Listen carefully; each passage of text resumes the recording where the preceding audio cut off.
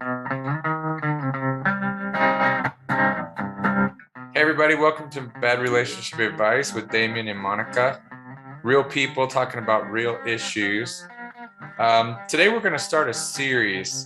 We made a video last year actually about organic portals, how to identify them. Today we're really going to dive into some of the qualities and the ways that organic portals navigate through life. And we're actually going to do this by kind of going through what's known as the classic seven deadly sins, right, from Catholicism.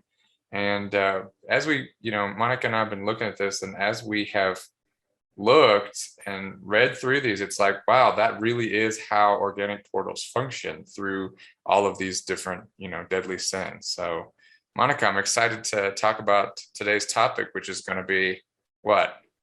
Lust. Ooh. We're going to talk about lust.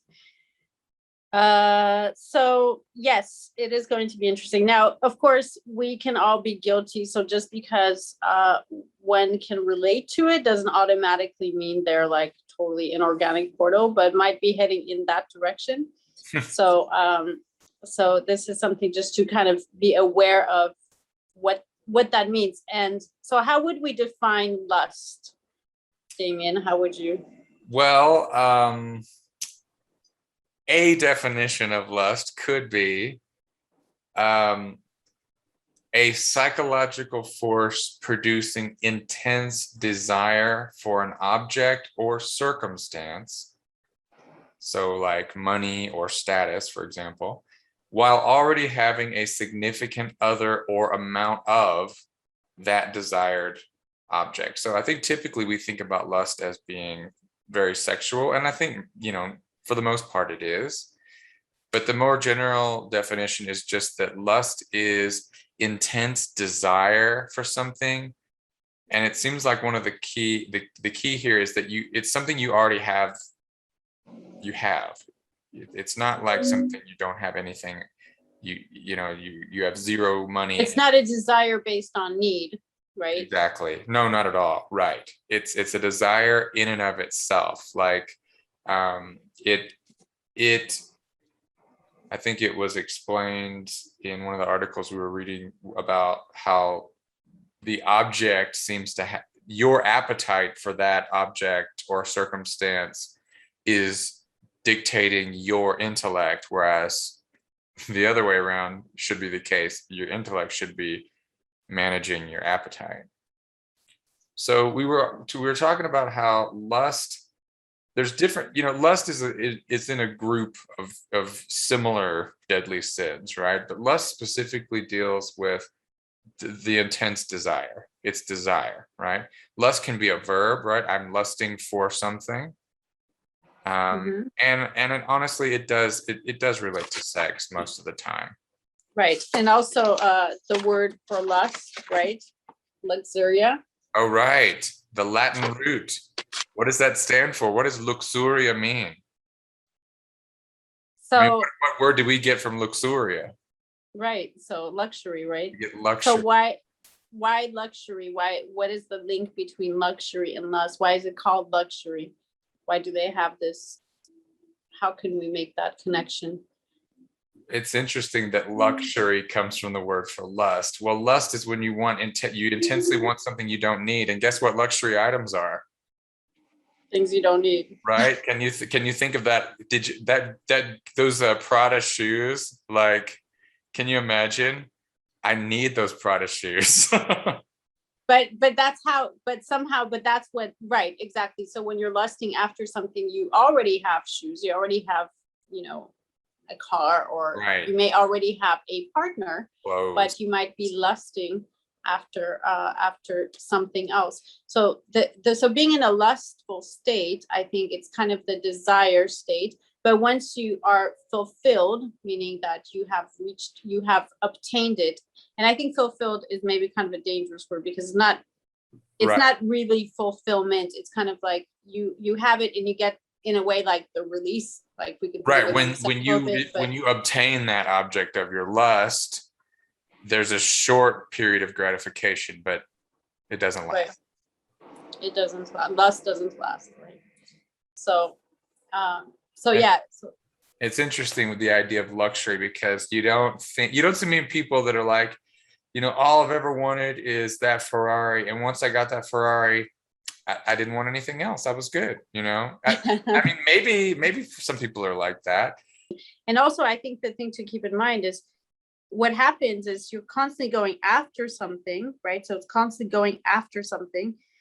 So there's also a dissatisfaction so you're in a constant state of dissatisfaction because you don't appreciate what you have in a sense, Right. right? You're If you're not, in a state you're of less, focusing on what you don't have instead of focusing on what you have. And that's kind of lust has like a primal feeling to it. Like it's like you just have this desire for something and there's really not any logic or thinking behind it. It's just, you just want it. You want it really badly. and so I think when it comes to advertising oftentimes uses sort of lust as a way to attract people, customers, and so on. Absolutely. So What do they say? Sex sells, right? If you sex put sells. a really sexy person on a show or in a movie or on an album cover for a new song or on a beauty product or a car or basically anything. Like I was telling you yesterday, when I'm scrolling through my Instagram feed, I'm always getting these ads for shirts, t-shirts, and shorts and stuff. And they've always got like this beautiful, muscly guy, and he's like, yeah, I never could find a shirt that really fit me, but these look great, and it's just like, well, of course they look great. Anything you wear is going to look great because you look great, right?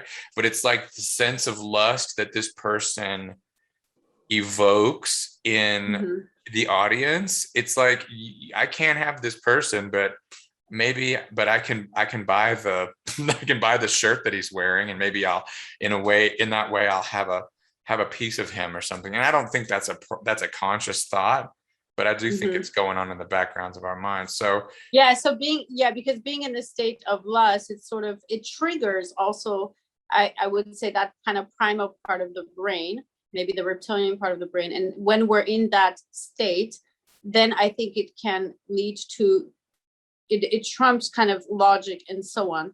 And so we might spend lots of money, way more money than we would have otherwise, on items that we don't actually need.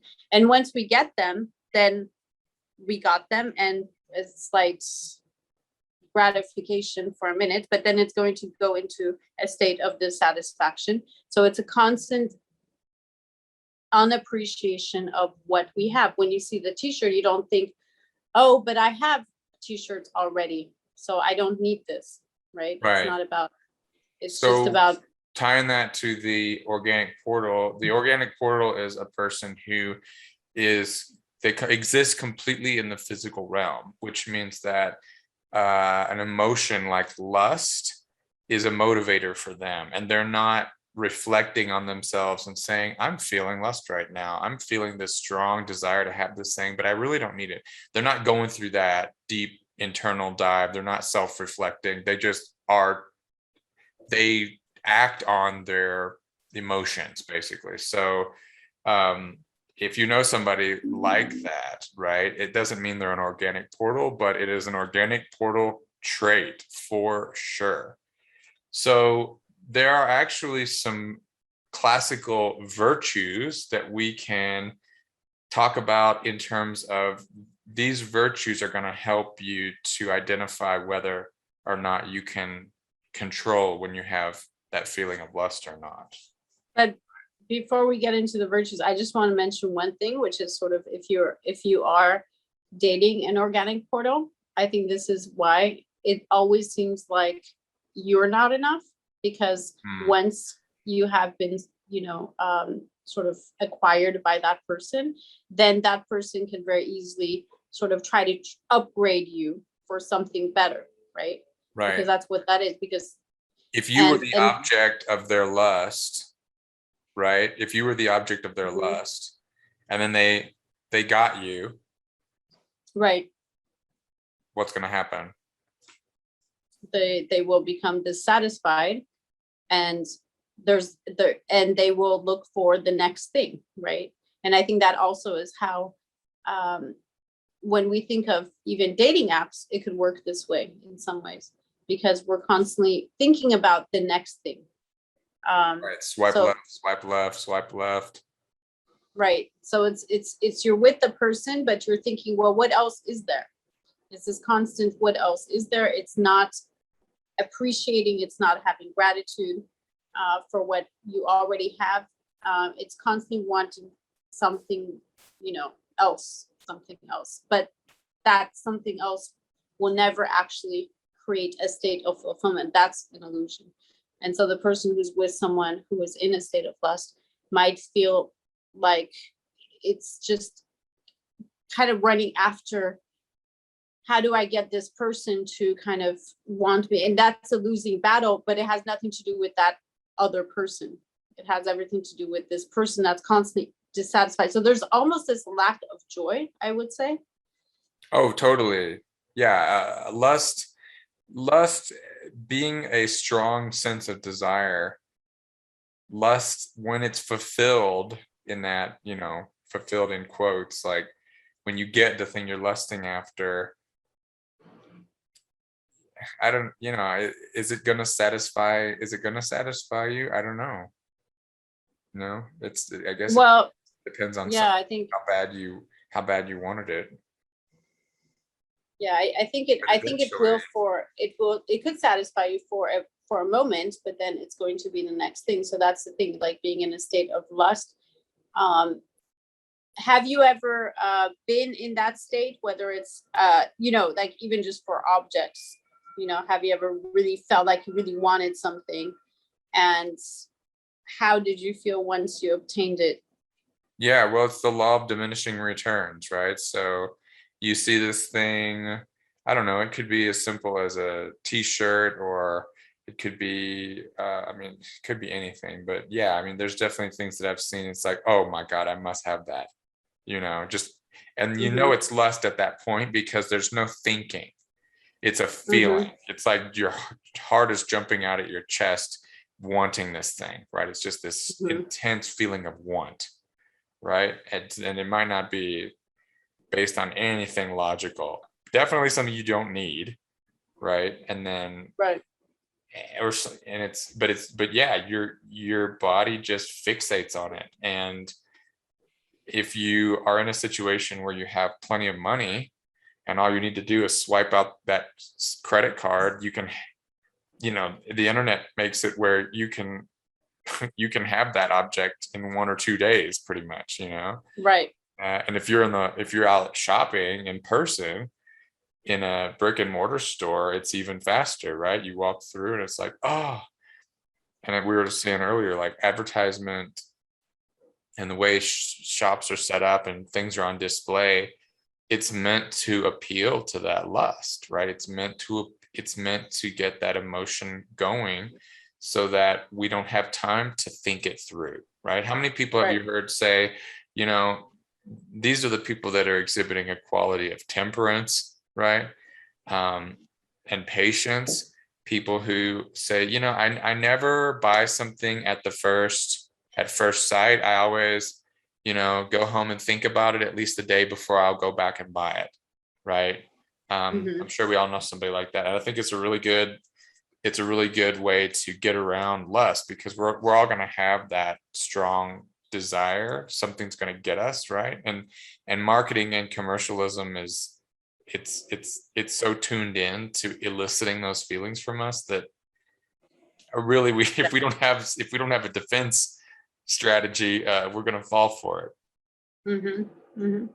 And that could be kind of a good remedy, right? So temperance, how would you define temperance? So you started talking about the virtues, right? And that's one virtue, right? Temperance is one of the classical virtues, and it's basically not overreacting to things, right? You get excited, great, it's very nice. You get disappointed, oh man, that's too bad, right? You're not going over the top in either way. That doesn't mean you don't experience joy or sadness. It just means that you maintain a sense of presence, and you don't let those things don't take you over.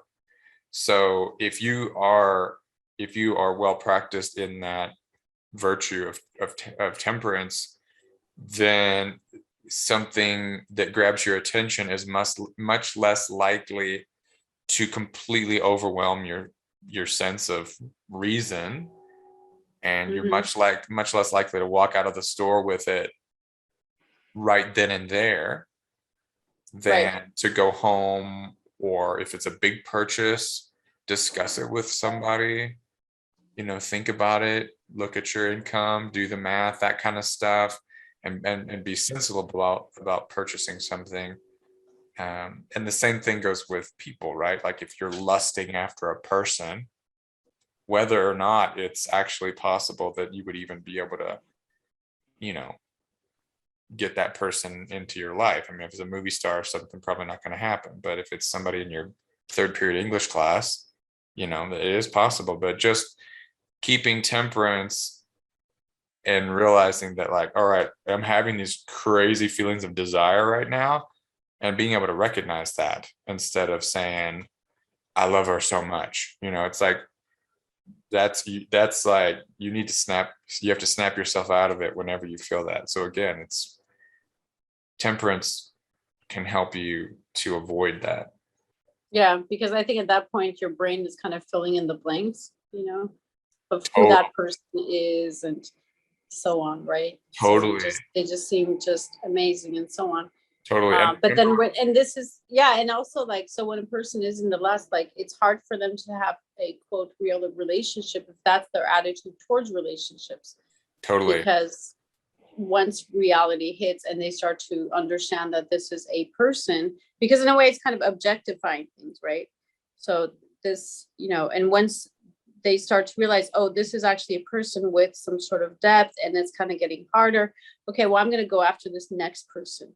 And that's never, and so it can be very clearly very damaging, and it creates kind of this disconnectedness with others, because you can't have a very deep, rich relationship with someone if you are if you're in the state of lust of what's next, and you can't enjoy your present moment because you're always thinking about the next thing.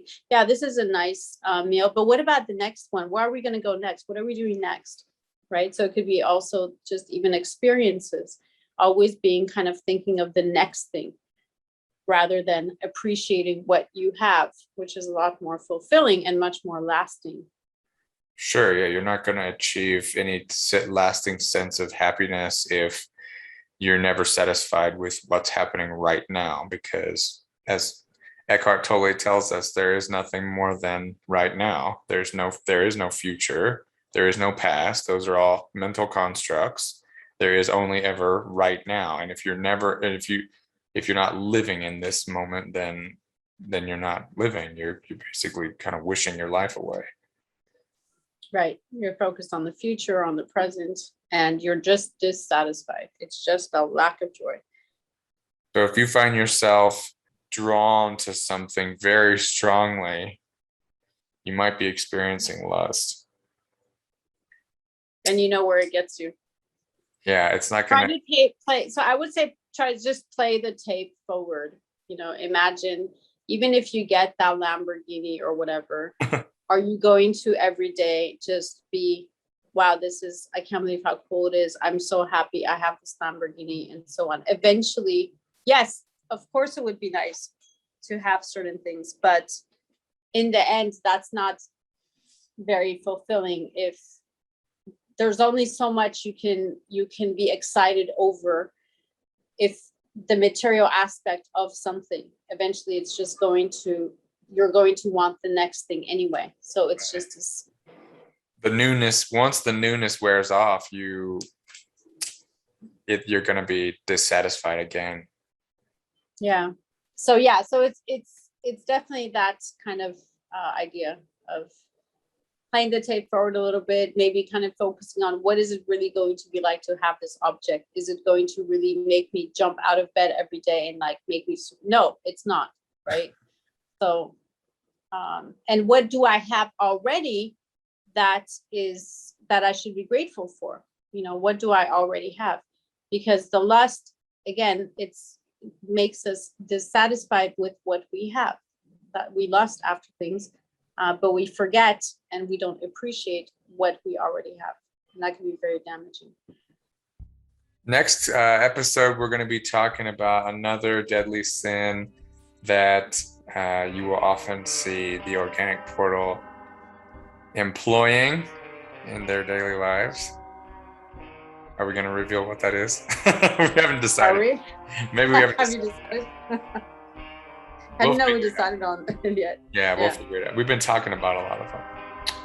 But if you have any comments or personal experience with lust, or have been affected by it, by somebody else's lust, please let us know. And we'll see you next time right here on Bad Relationship Advice. This is Damian and Monica. we'll see you next time.